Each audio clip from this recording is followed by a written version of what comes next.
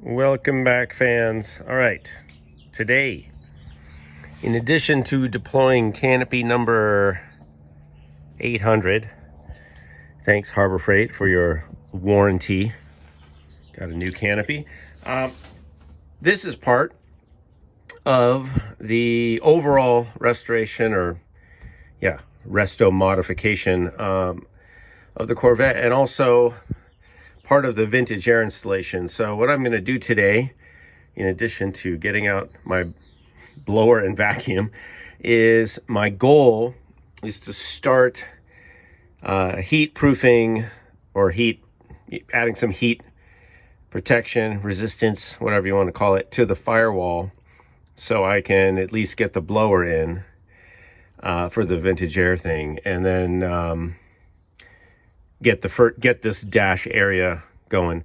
I'm going to use the technique that Time with the Durbins, Mark Durbin, did, which is I'm not going to use the glue-on mat. I'm just going to tape some foil on, because my only concern is heat.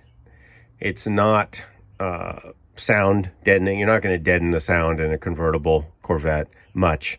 So sound is not an issue. In fact, I kind of like the sound. So, the engine sound.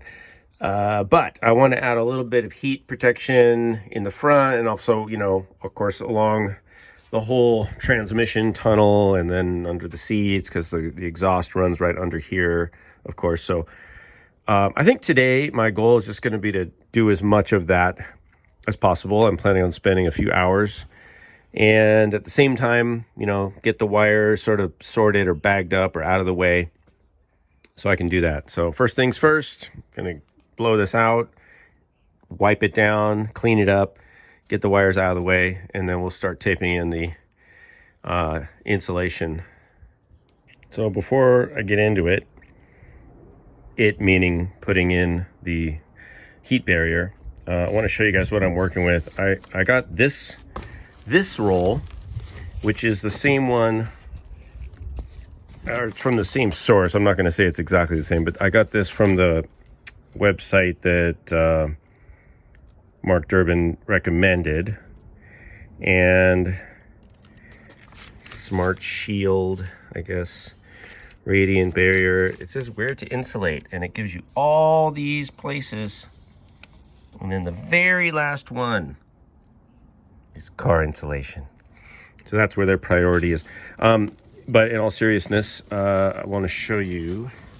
So this is like a couple, quite a few mils thick. And it's also got the foil on both sides. So there's that. It's kind of thick though. And then I saw this one just at Home Depot. And this is just, you can buy this right off the shelf at Home Depot. Now this is underlayment, but it does say thermal insulation. And what I like about this one is it's much thinner. It's like that. So what I'm going to do is I'm just going to do a quick test with a heat gun and a thermometer. And I'm going to take a little chunk of each one of these. I'm going to throw a heat gun at it and measure the temperature that is forming on the other side. Maybe what I'll do is put a little metal plate up against it. I'll do some kind of test. I'll probably show you, but basically for the purposes of this video, I'm just letting you guys know I'm going to test both of these. If there's a huge difference, like if this one is way better, I'll use this. But if it's not that much better, I'll use this, because it's just way thinner and more pliable and probably easier to tape in there. All right, so that's what's up. I can't believe I'm doing this, but here is my very unscientific test. Got my heat gun. I'm going to do a certain number of seconds, say 30, at a certain distance, and then we'll take the temp. Right now this thing is about 75 degrees. So we'll take the temp, on the back, do the thing. I'll let you guys know what happens. Well, I think you can see what's coming with the results. Let's look at the numbers. So we're calling this side A. This is the underlayment, thinner, and we're calling this B. And here's what we have. So about 72 degrees, 73, actually 72, 73 baseline start. I did 30 seconds with the heat gun on low. And this one, the A side moved up to 80 degrees. The B side moved up to 77 max. Those were the peak temperatures, because I waited a little bit after and just measured. So that was the peak. And then we did the test on high. And you can see that the A side had a little issue with melting. And this is extreme. I mean, this is a heat gun, and I held it this far away. So I put this up here, and then so what is that? Not even, it's like 6.5 inches maybe. So pretty hot. But we had a 91 peak, and then on the B side, 80. So, you know, that's where the A was with the low on low, and no melting. Let's see, is there melting? Feels a little softer right here, but that might be, yeah, so maybe the inside did soften a little, but that's also with a heat gun, like really close to, I mean, that's hundreds of degrees. That's not going to be happening inside the car, hopefully. But I think I'm going to have to go with this one, obviously. So thanks, Mark Durbin. Let's get to taping.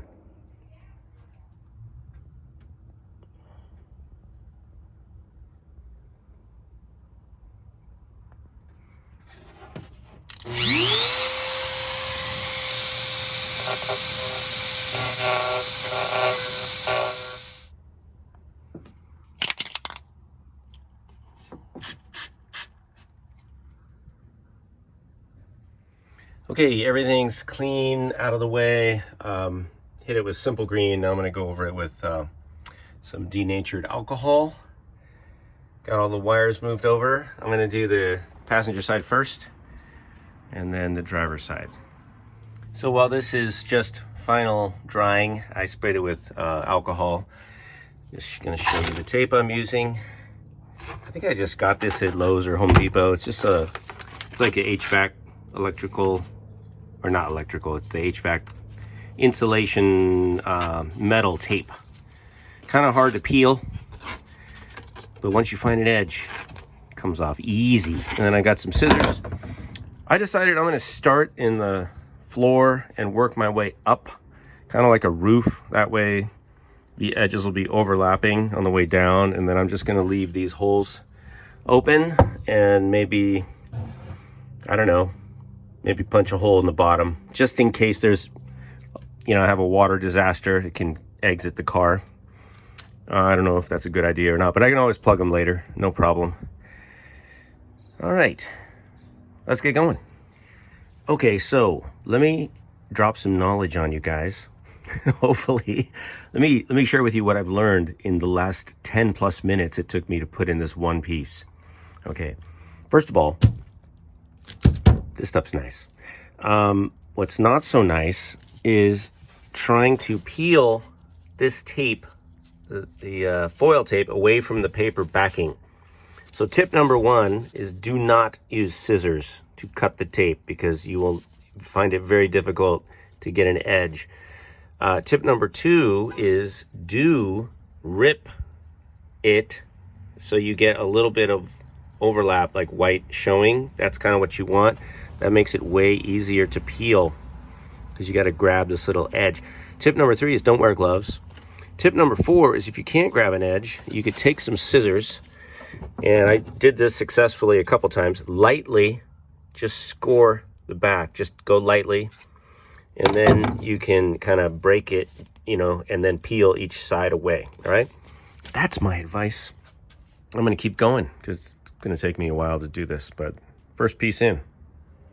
Alrighty, here's a little progress. So I did 1, 2, 3, and what I'm going to do now is I'm not going to worry about this section, because I got to be crawling in and out of here doing all kinds of stuff. I'm actually concerned that I'll ruin this as I'm working on the rest of the car. So what I'm going to do is pause this area just gonna work my way up the firewall and try to get that part done, because one, I need to get that done so I can put the dash in, put the AC in.